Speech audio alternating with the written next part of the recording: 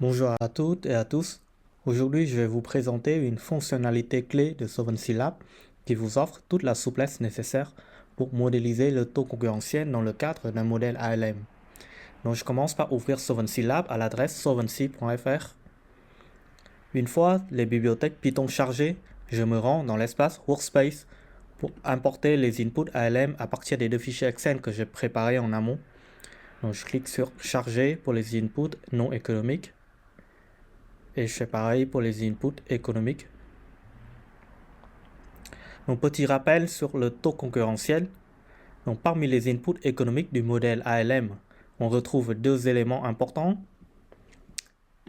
Un historique des taux et indices économiques depuis une certaine date jusqu'à la date initiale.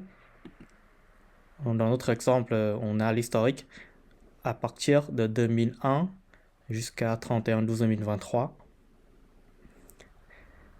Et un scénario économique projeté à partir de cette date initiale.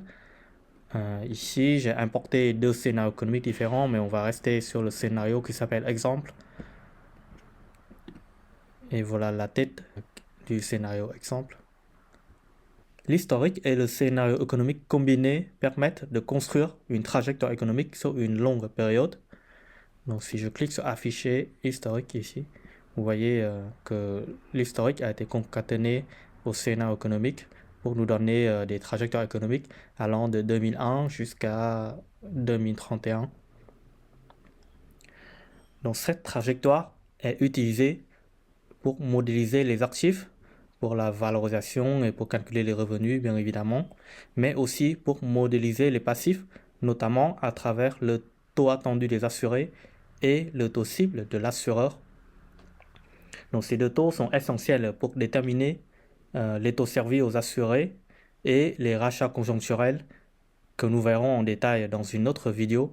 Dans le cadre de cette vidéo, je vais juste vous rappeler rapidement l'objectif des deux taux. Donc le taux attendu correspond à ce que l'assuré espère recevoir. Donc normalement, ça se trouve ici au niveau des passifs. Et le taux cible est celui que l'assureur vise à servir et c'est plutôt défini dans la stratégie de PB. Donc le taux cible ne s'agit pas forcément du taux effectivement servi, mais c'est un repère stratégique pour la politique de participation aux bénéfices. Donc ces deux taux dépendent fortement d'un indice de référence qu'on appelle souvent taux concurrentiel, qui représente le taux moyen servi sur le marché. Donc dans Solvency Lab, vous pouvez définir ce taux concurrentiel dans la section fonction des taux. Et je vous montre ici un exemple illustratif. La fonction présentée ne reflète pas nécessairement le taux concurrentiel du marché français, mais elle illustre les possibilités offertes par l'outil. Je vais cliquer sur modifier pour que vous voyez comment c'est défini. Okay. Donc la fonction est notée f et c'est une fonction des différentes variables x1, x2, x3. Donc chaque variable dépend d'un indice économique. Dans notre exemple, x1 c'est la moyenne sur 5 ans des taux longs, x2 c'est la moyenne sur 8 ans des taux longs, et x3 c'est le taux long spot. Et je peux supprimer certaines variables ou je peux en ajouter. Et par exemple, je vais ajouter le taux court. Et le taux long, je ne veux pas prendre le taux long spot, je vais prendre le taux long n-1. Ok. Et en bas, je définis la formule f. Vous pouvez littéralement écrire n'importe quelle fonction mathématique qui vous convient. Donc si une variable est définie mais non utilisée, comme x4 dans notre cas, l'outil nous le signale. Donc maintenant, je vais ajouter x4 dans la formule. Donc je vais prendre une moyenne pondérée de la moyenne sur 8 ans des taux longs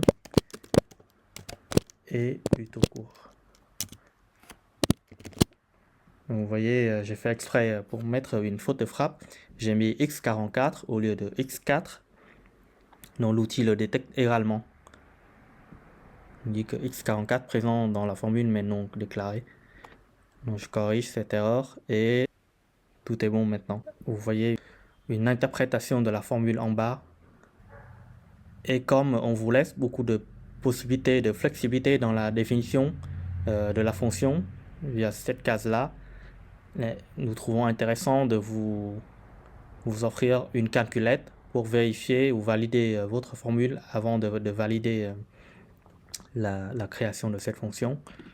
Donc par exemple là, vous pouvez donner des valeurs arbitraires pour x1, x2, x3, x4. Et si vous cliquez sur calcul ici, ça vous renvoie le résultat de la fonction f pour vérifier si la fonction fait bien ce que vous voulez. Donc maintenant, je vais cliquer sur valider et je vais projeter le taux concurrentiel jusqu'à l'année 2028 par exemple, en utilisant toujours le scénario économique exemple. Je clique sur valider. Donc voilà le résultat. Vous pouvez consulter le résultat sous forme de tableau comme ici ou bien sous forme de graphique. Par défaut, l'affichage commence à partir de la date initiale 31/12/2023, mais on peut remonter dans l'historique pour backtester la fonction. Donc je vais remonter à 2001. Ok. J'ai commencé par afficher uniquement la fonction taux concurrentiel. Vous voyez que ça commence à partir de 2008. Et pourquoi 2008 plutôt que 2001? C'est parce que dans cette fonction, on a une variable qui dépend de la moyenne sur 8 ans des taux longs. Donc, étant donné que l'historique commence à 2001, il nous faut attendre 8 ans avant de pouvoir calculer la première moyenne sur 8 ans de ces taux-là. Vous pouvez également consulter les taux intermédiaires ayant servi à construire la fonction taux conc. Si vous, en détail de calcul, si vous sélectionnez oui, voilà, vous avez le taux long, taux court, ainsi que toutes les variables intermédiaires, les x1, x2 jusqu'à x4. Donc voilà, cette démonstration vous montre la puissance et la flexibilité de notre outil pour vous permettre de tester toutes vos idées ALM. On se retrouve dans la prochaine vidéo pour explorer d'autres fonctionnalités de Solvency Lab. Et d'ici là, n'hésitez pas à explorer par vous-même sur solvency.fr et à nous faire part de vos remarques ou questions. Merci et à bientôt.